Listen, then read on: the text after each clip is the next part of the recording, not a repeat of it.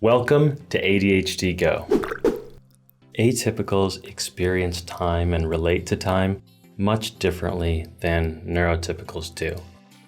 There's a way of thinking about it that's called now, not now. Atypicals live in the moment. Everything is now, and that's all that's important. That's kind of all that exists to us.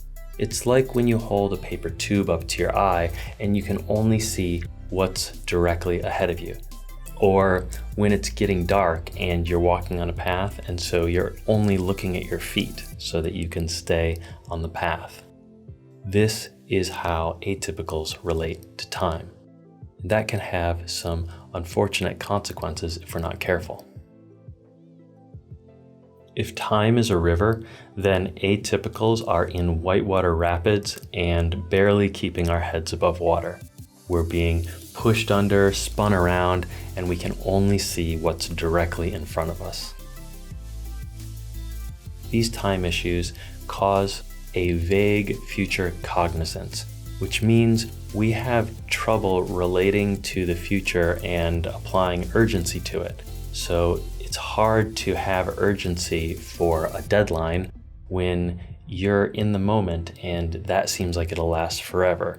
The future is an abstraction that doesn't really exist. It's also difficult to plan work for long-term projects.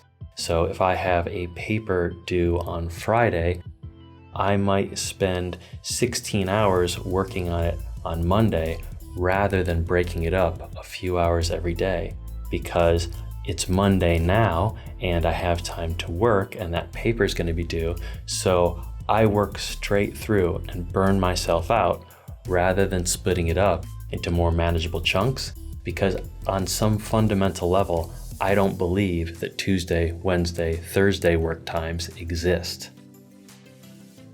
Our lack of urgency about the future often also has the drawback of causing us to focus more and more on short-term rewards rather than long-term gains, which are often much greater because the short-term rewards make more sense to us. The immediacy works with how our brain is already set up to function.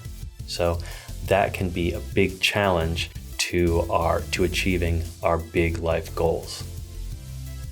On the bright side, we also are very spontaneous and we are really alive in the moment, and we really bring a lot of joy into the present moment, which really is the only thing that exists on some philosophical level. Unfortunately, we're in a neurotypical world where we do have to meet deadlines and we do have to use a calendar and clocks and alarms, and don't worry, everybody has to. It's just a little more difficult. It takes a little more effort for us because, like I said, philosophically, we don't really believe that the future exists. This also affects our perception of the past, which we'll talk about more in the next video on memory issues.